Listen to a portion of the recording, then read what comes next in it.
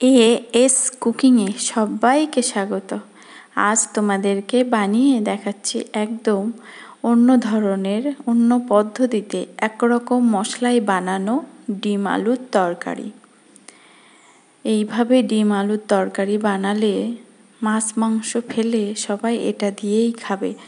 এত সুন্দর টেস্টি খেতে হয়, যেমন দেখতে হয়েছে খেতেও খুব দারুণ খেতে হয়। ভিডিওটা সম্পূর্ণ দেখার অনুরোধ রইল। তার জন্য নিলাম 4টে ডিম সিদ্ধ করে খোলা ছাড়িয়ে, আর একটা মোটা পেঁয়াজ। কড়াইতে পরিমাণ মতো তেল দিয়ে একটু লবণ দিয়ে 2টো আলু লম্বা করে কেটে নিয়েছি, সেগুলোকে দিয়ে একটু হলুদ দিয়ে ভালো করে ভেজে নেব। একটু লালচে করে ভেজে নেব, ভেজে তুলে নেব। সেই তেলে সেই ডিম 4টে দিয়ে এই খুন্তিটা দিয়ে একটু চিড়ে দিলাম যাতে ফেটে না পড়ে, দিয়ে ডিমগুলোকেও লালচে করে ভেজে তুলে নেব। দেখো তুলে নিয়েছি। এইবার সেই তেলে দেব গোটা গরম মশলা ফোড়ন আর অল্প 2-4টে চিনির দানা ফোড়ন, তাহলে কালারটা ভালো আসবে। দিয়ে পেঁয়াজটাকে দিয়ে দিলাম।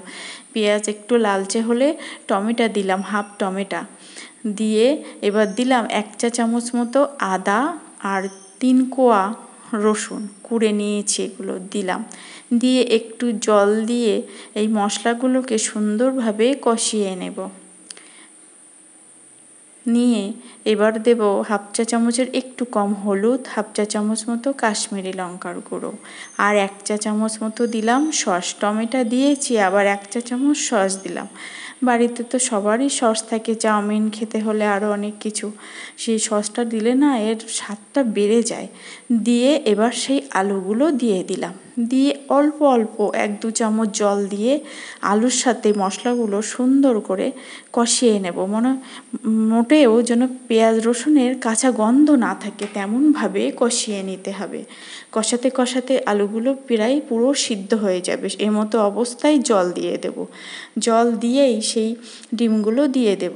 জল দেওয়ার পরে কিছুক্ষণ রান্না করে নেব, 10 মিনিট মতো।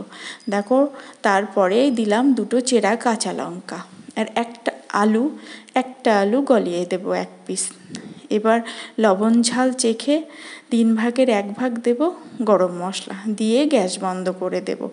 দিলেই রেডি দুর্দান্ত স্বাদের ডিম আলুর তরকারি, শুধু একটা মশলা। এইভাবে তোমরা একবার বানিয়ে দেখো বাড়ি।